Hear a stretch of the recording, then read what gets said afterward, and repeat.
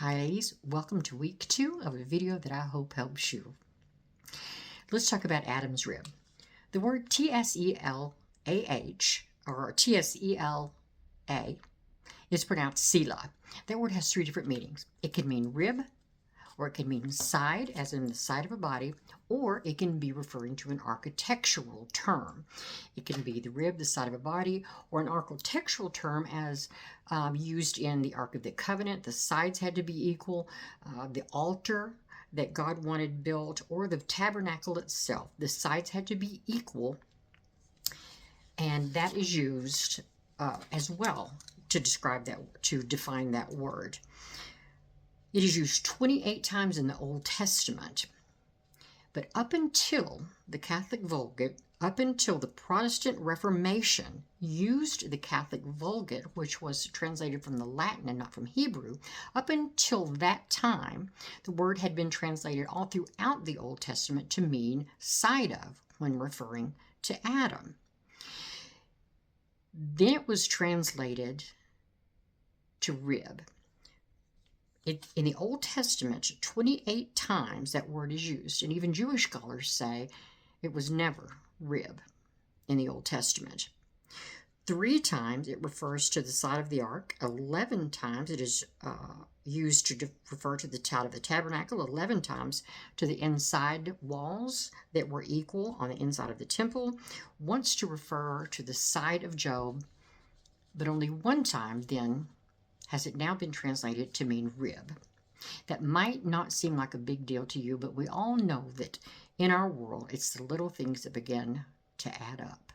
It's kind of like we've been taught that our name didn't have the meaning it was. A name we were given, by the way, before we were even created. And it's kind of like we've been taught that Proverbs woman was a little thing that just stayed at home and took care of everything.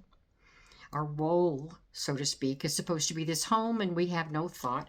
We just are living to serve everybody else. But we're taught to manage the household, yes, if we happen to be a wife. But that woman in Proverbs, she was a very busy woman. She was up early in the morning, not slaving away, but running a staff and running 3 businesses. It's those little things that begin to take their toll on us. And this, I believe, is one of them. It makes us smaller in his kingdom. It makes us less significant, not an equal part. That matters in the end. When Adam looked at this gift that he was presented by his creator, he recognized she was significant. This is bone of my bone, flesh of my flesh. It was a part of him that had been taken and given back to him as an aid and completed him and made him whole. That's what we are in his kingdom. And it was apparent to him, and it was most certainly apparent to his creator. B-A-N-A-H is the word that God used to describe this woman that he had made, and it means to build or to fashion. He used a different word to describe how he had created man. It was Y-S-R, don't ask me to say that, but it refers more to taking clay and making something in pottery that is different. We were created different ways, but they still had meaning. And God said, this now, these 2 parts, they're going to go back together, and they're one.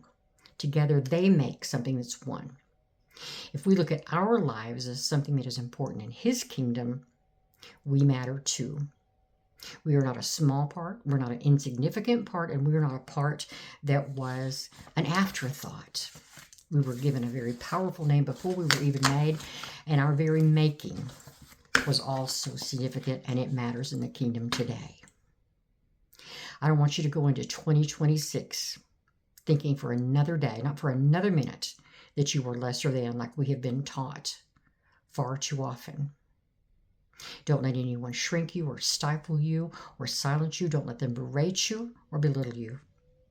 Do not let anyone condescend to you or condemn you for being who you are, because you are an equal part. Your name and your being, your very existence, is just as important in the kingdom as any male that was ever created. Don't forget that. Take that information in 2026 and run with it. And you have a blessed and joyous year, and have a blessed day. You matter.